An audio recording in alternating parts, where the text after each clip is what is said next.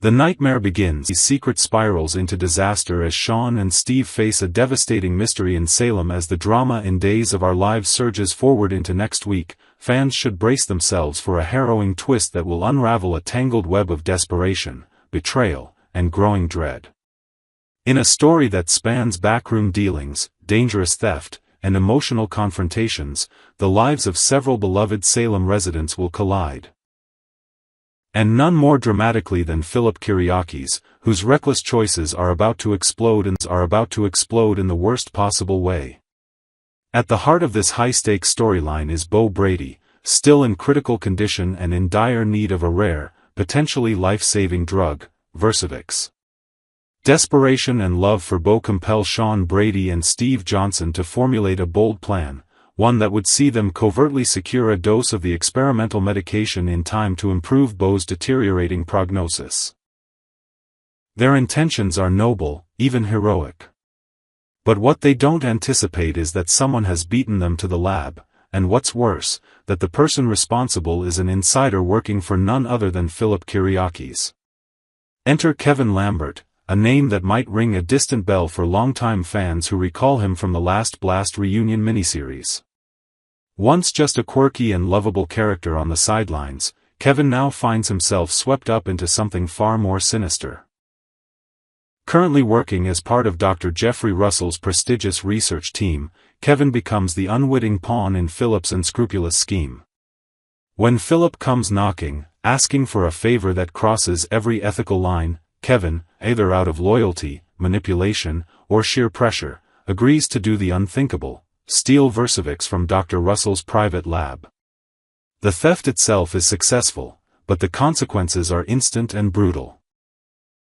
While Sean and Steve set their carefully laid plans into motion, sneaking into the lab with the weight of Bo's life hanging on their shoulders, they are met not with triumph, but with shock and confusion. The vials are gone. The room has been ransacked. What should have been a straightforward mission of hope turns into a confounding mystery. Who else knew about the drug? Who else would dare to steal it? It isn't long before the truth begins to seep through the cracks. Word gets out. Quietly, at first, that Kevin was seen near the lab at odd hours. Philip grows paranoid, checking in on Kevin more than necessary, trying to keep his co-conspirator calm while juggling the guilt building inside him. But Kevin begins to unravel. Whether it's the stress of betrayal, the fear of being caught, or simply the mental toll of doing something so dark and dangerous, Kevin starts to lose his grip on reality. And Philip? He watches it all implode around him. In a rare moment of vulnerability, Philip is forced to confront the sheer magnitude of his mistake. He didn't just steal medication, he gambled with a man's life. He didn't just manipulate an old acquaintance, he pushed someone to the brink of mental collapse. As the truth begins to surface, the horror sets in: the stolen Versavix may not have even survived the heist intact. There's talk that one or more vials were broken during Kevin's clumsy escape from the lab, meaning Bo's only chance might have been shattered before it even got to him. The guilt is unbearable. But the storm hasn't even reached its peak. Because Sean Brady is coming, and he knows something is wrong. Sean's instincts are razor-sharp, especially when it comes to protecting his father. The moment he senses foul play, he begins to connect the dots. The missing vials. Kevin's erratic behavior. Philip's suspicious involvement. And when the pieces fall into place, Sean doesn't wait. He confronts Philip head-on in what promises to be one of the most explosive, emotionally charged showdowns Salem has seen in months. Philip, backed into a corner, tries to defend himself. He argues that his intentions were good, that he wanted to help Bo in his own way.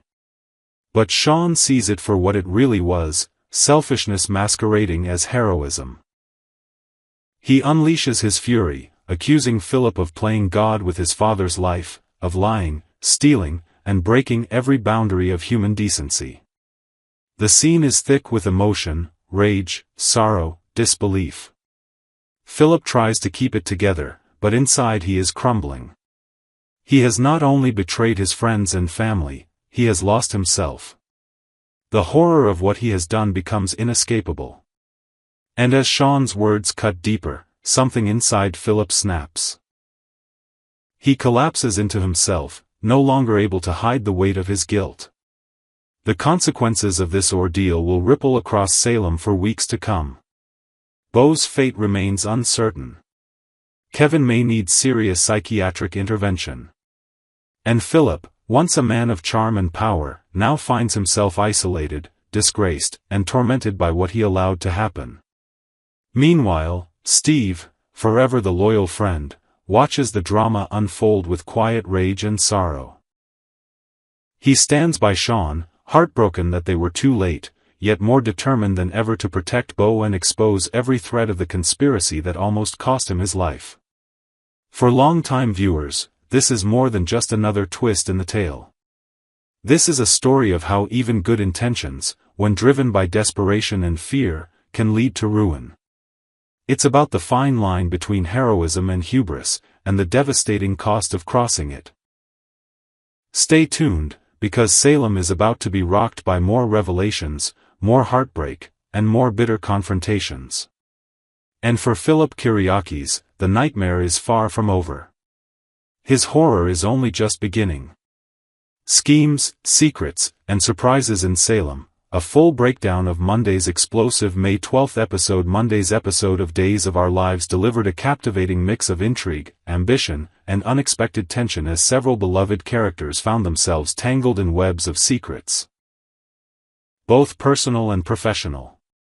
From romantic distractions to financial power plays, Salem was buzzing with the kind of subtle drama and hidden motives that longtime viewers adore.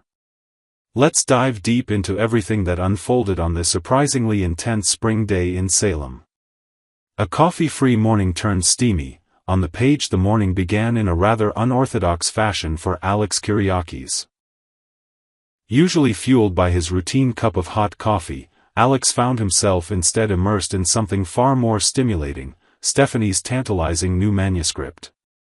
A far cry from dry fiction, the pages in front of him were part of a work in progress titled The Erotic Adventures of Jason and Bronwyn, a story full of passion and mystery that seemed to ignite Alex's imagination as much as his curiosity. He chuckled to himself, noting how much more captivating this manuscript was than its old working title, One Stormy Night. It was clear that Stephanie had tapped into something bold, adventurous, and perhaps even personal in her writing, though whether Alex was drawn to the literary content or what it revealed about Stephanie herself remains open to interpretation. Unfortunately for Alex, the literary escapade didn't last long. Philip crashes the party. With a business proposition just as Alex was about to turn another page, the ever-determined Philip Kyriakis barged into the room with a proposition that quickly shifted the energy from erotic escapism to corporate combat. Philip came with a serious agenda. He wanted to talk strategy, specifically, about the hospital. The same hospital that's recently become a hotbed of interest among some of Salem's most powerful players. Philip, eager to seize a foothold in the health sector, hoped to gain Alex's support. But there was a complication, a big one. His name? Xander Cook. Despite Xander's questionable past and volatile personality, he's shown an almost obsessive determination to take over the hospital. And that's something Philip just can't wrap his head around. In his eyes, the hospital is a financial nightmare, a bottomless money pit. Why would Xander want it so badly? But Alex isn't so quick to dismiss Xander's interest. With a casual air but sharp gaze, he hints that there's more going on beneath the surface. After all, even E.J. DiMera is bidding. And E.J. isn't known for throwing his money away on doomed ventures.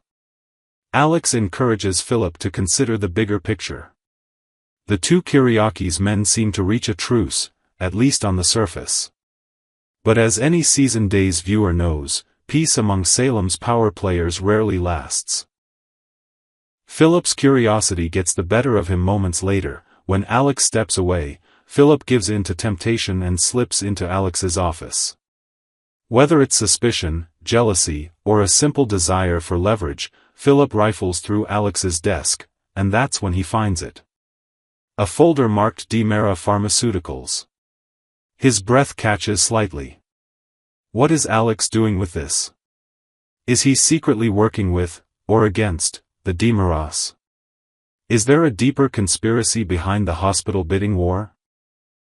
Philip wastes no time. He picks up his phone and dials Dr. Frame, requesting an urgent update on the ongoing pharmaceutical project. Whatever Alex is tangled in, Philip intends to uncover it, and use it. Meanwhile, at the pub, Kate's training day, and Roman's secrets across town, the atmosphere is more casual but no less dramatic. Kate Roberts is giving Doug, a new and somewhat inexperienced hire, a crash course in bar etiquette. She's charming, direct, and not one to sugarcoat. Her number one rule? If someone tries to rob the bar, don't be a hero, just hand over the cash. Then, with a conspiratorial wink, she mentions that Roman keeps a gun in a locked box just behind the bar. It's a subtle but telling reminder of the dangers Salem residents constantly live with. But something's off. When she glances over, the gun is missing. Her mood shifts. The training session takes a serious turn as Kate confronts Roman about the missing weapon. He brushes her off, but she's no fool. She calls him out directly, accusing him of lying to her face. The air grows tense between them, with years of love, loss, and mutual suspicion hanging in the silence. The discussion gets too heated for the barroom floor, so the couple heads upstairs, no doubt to finish the conversation behind closed doors. Whether it ends in confrontation or reconciliation remains to be seen. Enter Holly. But with a twist back at the bar, the scene takes a lighter turn as young Holly Jonas walks in, bringing her own teenage flavor of drama. She immediately spots Doug and begins her routine of casual defiance. She insists she has no interest in attending the ball that evening, brushing off any suggestion that she might want to dress up, dance, and engage with the local social scene. Doug listens patiently but with the wariness of a man who knows trouble when he sees it.